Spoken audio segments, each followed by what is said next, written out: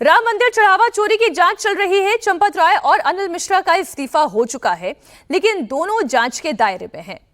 विपक्ष सरकार से लेकर आरएसएस और विश्व हिंदू परिषद पर सवाल उठ रहे हैं। विपक्ष का दावा है कि चंदा चोरी में, या बेहतर होगा कहना कि चढ़ावा चोरी में बड़े नेताओं की मिलीभगत है। राम मंदिर चढ़ावा चोरी से जुड़े हुए हर तथ्य, हर सवाल और हर आरोप पर इंडिया टीवी से वीएचपी के अंतर्राष्ट्रीय अध्यक्ष आलोक कुमार ने एक्सक्लूसिव बातचीत की। पूरी बातचीत आपको सुनाते हैं। विश्व हिंदू परिषद के अंतर्राष्ट्रीय अध्यक्ष आलोक कुमार जी हमारे साथ इंडिया टीवी पर जुड़ गए हैं। आलोक जी, बहुत स्वागत आपका इंडिया टीवी पर। जी धन्यवाद।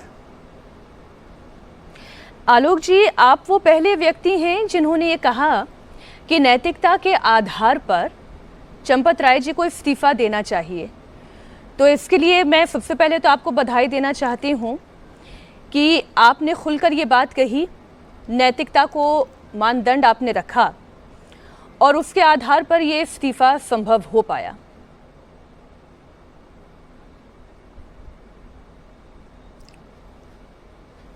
मैं आपकी बधाई वापस करनी पड़ेगी, क्योंकि हमने तय करा था कि हम चंपत जी को त्यागपत्र देने के विषय में कोई राय नहीं देंगे। मैंने उनको यह राय दी भी नहीं, और मेरी जानकारी में यह नहीं है कि उन्होंने नैतिकता के आधार पर त्यागपत्र दिया है, क्योंकि ये तो तब होता जब कोई उन्होंने अपराध को स्वीकार कर लिया होता। जब ये कहा गया कि वो ट्रस्ट के जनरल सेक्रेटरी हैं और उस पोजीशन में रहते हुए वो जांच को प्रभावित कर सकते, ये कहा गया कि वो गवाहों को दबाव डाल सकते हैं, वो एविडेंस से टेम्पर कर सकते हैं, इसलिए एक शुद्ध और ईमानदार जांच के लिए उनको त्यागपत्र देना चाहिए। तो उन्होंने और डॉक्टर अनिल मिश्रा ने स्वयं होकर के त्यागपत्र का निर्णय किया। मैंने जरूर इस त्यागपत्र की सराहना की है और मैंने कहा है कि वह उन सब राजनेताओं से भिन्न हैं जो गिरफ्तार हुए, जो जेल गए और जेल जाके भी कहा कि वहीं से मुख्यमंत्री के नाते शासन चलाएंगे। वो उन राजनेताओं से भिन्न हैं जो नेशनल हेराल्ड के केस में अपनी ही पार्टी से डिसऑनेस्टी करने के आरोप में जमानत पर हैं, इस्तीफा नहीं देते। तो उन्होंने एक धार्मिक संस्था के महामंत्री होने के नाते एक एग्जेम्पलरी काम किया है त्यागपत्र देके, ये मैंने कहा था। लेकिन आलोक जी, आप ये तो मानेंगे, भले ही उन्होंने अपने स्तर पर कोई गलती ना की हो, लेकिन एक बड़ी चूक उनकी आंखों के सामने हो गई। उन्होंने ऐसे लोगों पर विश्वास किया जो विश्वास के योग्य नहीं थे। उन्होंने ऐसे लोगों को हायर किया जी, जिन्हें राम मंदिर में काम करना तो दूर, शायद उस प्रीमाइसेस में रहने का अधिकार भी नहीं था, क्योंकि जितनी रिपोर्ट सामने आ रही हैं वो बहुत दुखी करने वाली हैं। मैं ये मानता हूँ कि जांच में ये पाया जा सकता है कि अनदेखी हुई है। जिन चीज़ों का पता चलना चाहिए था ट्रस्टियों को, जिसकी रोकथाम होनी चाहिए थी, जिस पर कार्रवाई होनी चाहिए थी, तो ये इन्वेस्टिगेशन के परिणाम से मालूम होगा। पर इस बात की संभावना है कि यह अनदेखी है, और यह अनदेखी भी नहीं होनी चाहिए जो उस पद पर बैठे हैं। इतना मैं आपकी बात से स्वीकार करता हूं। एक बात और है जो आपको भी पता चल रही है अन्य रिपोर्ट्स के हवाले से, हमारे भी संवाददाता जो हमें जानकारी दे रहे हैं उसके हवाले से, कि ऐसा नहीं है कि ट्रस्ट से जुड़े हुए पदाधिकारियों के द्वारा चंपत जी को ये ना कहा गया हो कि आप प्रोफेशनल तरीके से चलाएं। बार बार उन्हें ये कहा गया कि बहुत सारी अनियमितताएं हो रही हैं, अलग अलग स्तर पर हो रही हैं, लेकिन चंपत जी ने इन बातों को इग्नोर किया।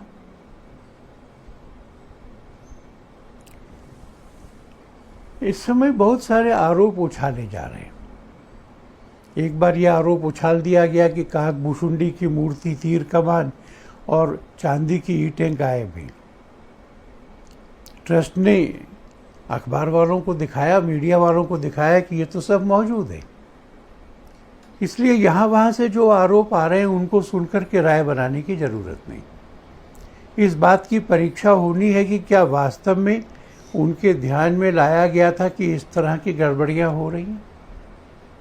तो जांच होगी, अगर जांच से ये पता लगेगा तो उसके स्वाभाविक परिणाम होंगे।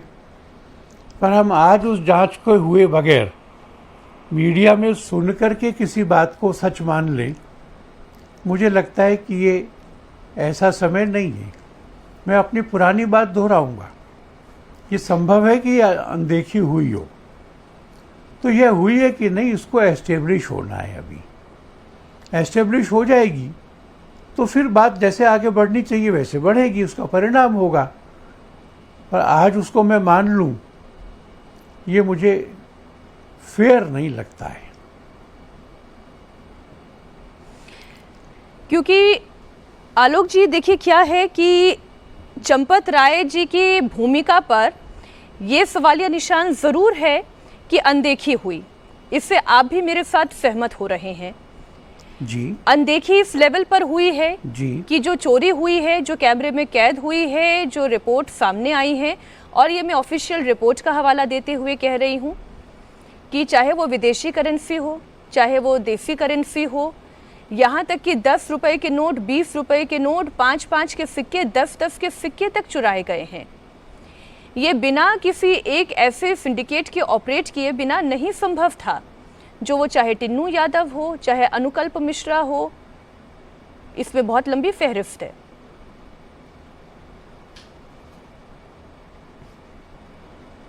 आप जो कह रही हैं वो प्रिमा फेसाए हुआ है ऐसा दिखता है, इसलिए आपकी बात को मैं अभी काटूं ऐसा तो ठीक नहीं होगा। और इस बात को तो एक तथ्य के रूप में हमने स्वीकार कर लेना चाहिए कि चढ़ावे में से चोरी हुई है, और यह गर्हित है, निंदनीय है, अपमानजनक है, क्षोभजनक है। पर इसके लिए कौन दोषी है? अभी तक मीडिया में भी किसी ने ये नहीं कहा कि चंपत जी की सहमति से हुआ है, चंपत जी के उकसावे से हुआ है, चंपत जी की जानकारी में हुआ है, चंपत जी को हिस्सा मिला है। किसी ने नहीं कहा, आप में से भी, और जो सेक्युलर मीडिया है और पॉलिटिकल पार्टीज के स्वार्थी लोग हैं उन्होंने भी नहीं कहा। तो किन किन ने चोरी की ये आइडेंटिफाई हो रहा है। क्या वो चोरी की घटनाएं इन लोगों की जानकारी में थी? इसका इन्वेस्टिगेशन हो रहा है। उस इन्वेस्टिगेशन का हमको इंतजार करना ही पड़ेगा। हम उसके पहले निष्कर्षों पे नहीं पहुंच सकते। पर मैं ये जरूर जोड़ना चाहूँगा कि विश्व हिंदू परिषद ने स्पष्ट रूप से, और विश्व हिंदू परिषद की तौर से मैंने पोस्टर निकाल कर कहा, जांच त्वरित गति से होनी चाहिए, इसमें देरी नहीं होनी चाहिए। अनुभवी वरिष्ठ पुलिस अफसरों को लगाओ, जांच करो, अपराधियों के खिलाफ चालान फाइल हो, फास्ट ट्रैक कोर्ट में उसकी परीक्षा हो। और मैंने तो कहा कि अगर कुछ ही महीनों में वो लोग दंडित होकर जेल जाएंगे तो संतोष होगा। पर मैं जांच होने के पहले आपने जो नाम लिए उनके बारे में कोई राय नहीं बनाना चाहता। लेकिन इस बारे में तो आलोक जी आप राय दे सकते हैं कि अभी 8 आरोपियों की गिरफ्तारी हुई है। जांच का दायरा यदि बढ़ता है तो जो नाम आपने अनिल मिश्रा का लिया, एक नाम गोपाल राव का है, एक नाम खुद चंपत राय जी का है, जांच का दायरा इन तक भी पहुंचेगा।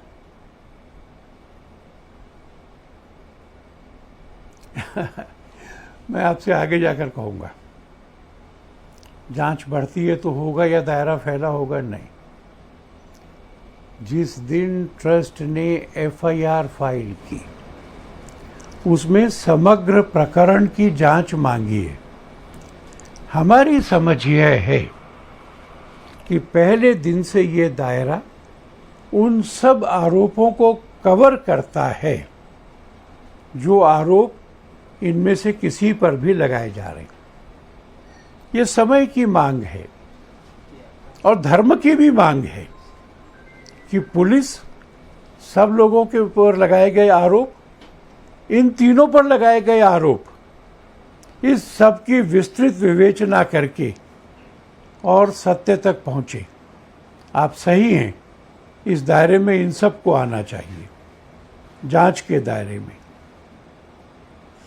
लेकिन क्या विश्व हिंदू परिषद चंपत राय जी के लिए गए फैसलों से खुद को नैतिक तौर पर अलग कर रही है?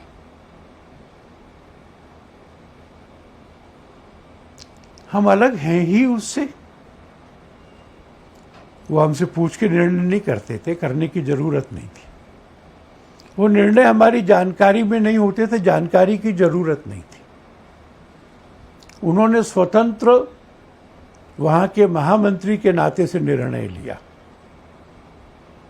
और हमारी उससे कोई एसोसिएशन उन निर्णयों से नहीं हो सकती। जिस दिन राम जन्मभूमि के मंदिर का निर्णय आया, उस दिन की प्रेस कॉन्फ्रेंस में मैंने कहा हमारा काम पूरा हो गया। मंदिर का निर्माण, मंदिर का संचालन हमारा काम नहीं होगा। उसके बाद में वहाँ प्रधानमंत्री पधारे प्राण प्रतिष्ठा पर, राष्ट्रपति जी पधारी। हम में से कोई मंच पर नहीं था परिषद में से। क्यों? क्योंकि हम उस काम से अलग होकर के अपने कोर इश्यूज पर काम कर रहे हैं। इसलिए वो नैतिक जिम्मेवारी हमारे ऊपर किसी भी तरह से रिफ्लेक्ट नहीं होती है।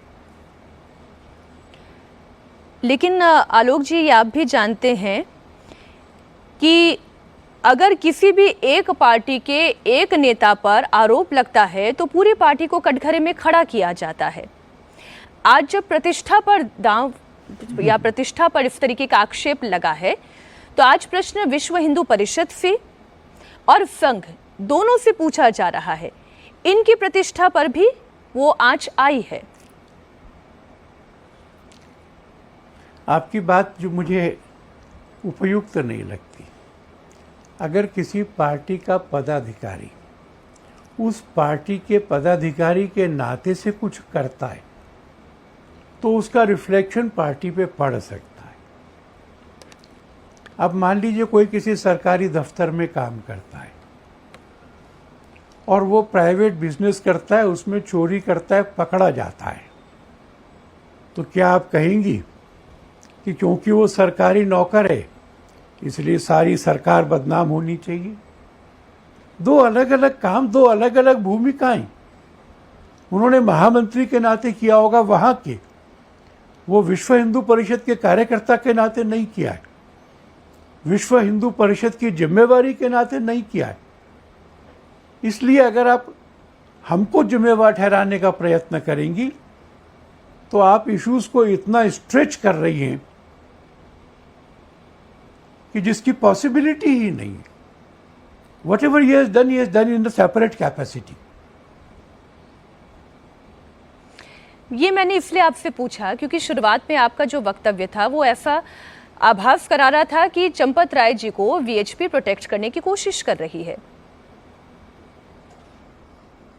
कौन सी लाइन? एफआईआर फाइल करो, क्या ये लाइन? इन्वेस्टिगेशन को जल्दी कंप्लीट करो, क्या ये लाइन?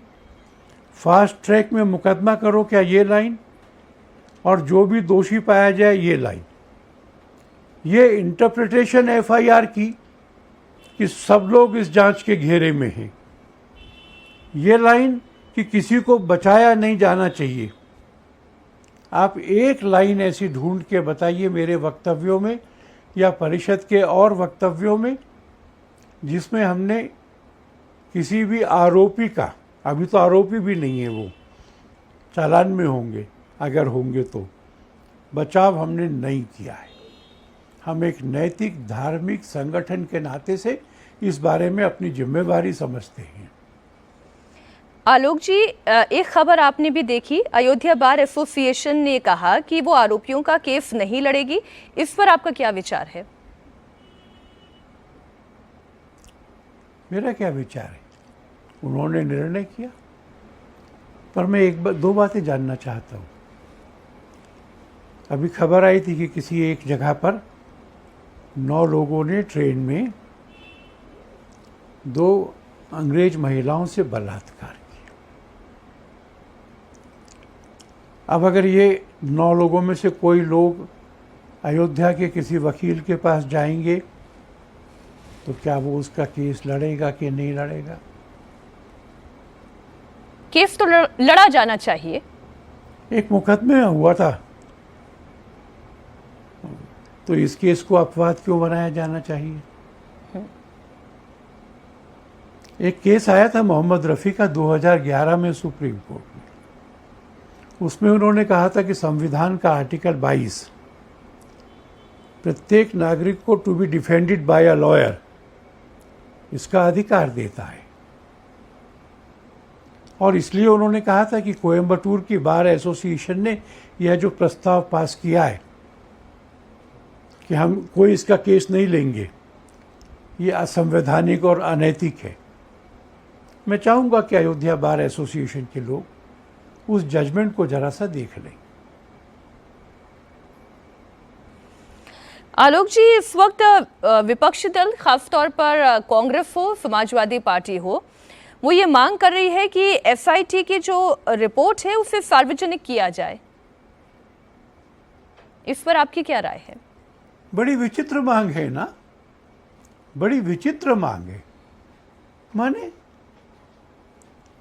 अगर इन्वेस्टिगेशंस को हर स्टेप पर सार्वजनिक करेंगे तो ये तो अपराधियों की मदद करने वाली बात है।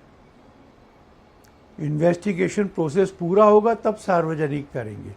अभी जांच चल रही है और वो जो इंटरिम रिपोर्ट है वो सामने आ गई तो वो किसकी मदद करेगी? वो लोगों को अपने अपराधों के बारे में अब तक क्या मालूम है ये समझ के आने के बाद में मैनिपुलेट करने और बदलने के लिए करेगी ना। विचित्र मांग है। एक बार किसी ने मांग उठाई कि इन्हीं में से किसी ने कि सर्वदलीय जांच करो, माने एक कमेटी बन जाए जिसमें केजरीवाल जी हो, राहुल जी हो और अखिलेश जी हो, वो जांच करें। आखिर क्रिमिनल इन्वेस्टिगेशन सिस्टम कैसा होता है इसकी थोड़ी तो समझ रख करके मांग करना चाहिए। इन्हीं नेताओं के द्वारा ये भी कहा जा रहा है, क्योंकि आपने अरविंद केजरीवाल का नाम ले लिया, उन्होंने एक और आरोप लगाया है। उन्होंने कहा कि वीएचपी और संघ और सरकार तीनों के बड़े शीर्ष पदों पर बैठे हुए नेताओं को ये पता था कि गलती हो रही है, लेकिन इसके बावजूद उन्होंने कोई कदम नहीं उठाया। मैं समझता हूं कि ये गंभीर आरोप है।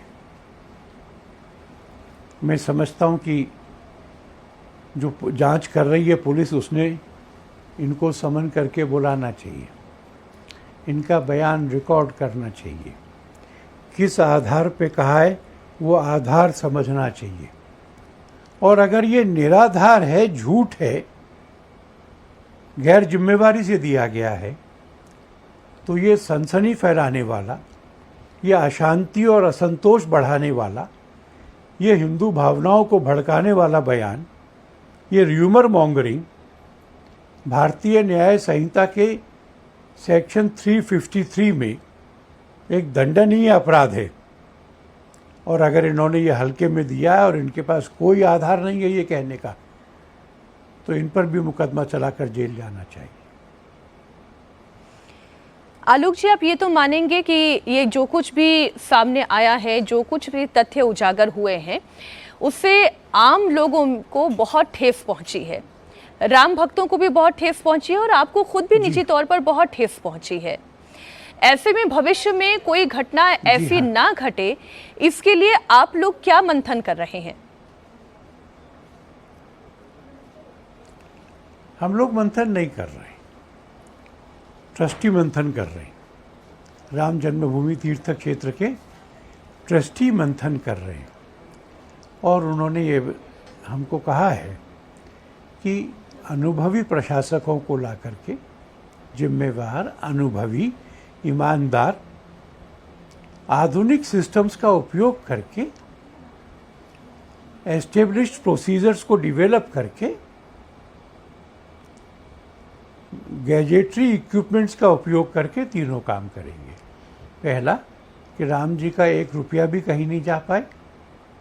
दूसरा, भक्तों को दर्शन की अधिक से अधिक सुविधा मिले। और तीसरा, वहाँ के सारे इंफ्रास्ट्रक्चर का एक इंटीग्रेटेड डेवलपमेंट हो। हमको बताया है कि ट्रस्टी इन पर विचार करें। एक प्रश्न और उठ रहा है। बहुत धन्यवाद। बस एक अंतिम प्रश्न आलोक जी, लास्ट, कि क्या पूरा का पूरा ट्रस्ट भंग होगा या केवल जो इस्तीफे हुए हैं उनकी जगह पे नए पदाधिकारी नियुक्त किए जाएंगे? मुझे पता नहीं, पर पूरा ट्रस्ट भंग करने का मुझे कोई कारण भी नहीं लगता। मुझे लगता है कि आरोप 2 ट्रस्टीज़ पर है, उन्होंने त्यागपत्र दिया है, उनके बारे में व्यू लेना चाहिए। सारे ट्रस्टीज़ के एक विज्ञापन था कि सारे घर के बदल डालूंगा। सारे अफसर ऐसे नहीं होते हैं, बाकी ट्रस्टीज़ को हटाने का मुझे तो कोई कारण नहीं लगता। बहुत शुक्रिया आलोक कुमार जी, इंडिया टीवी को समय देने के लिए।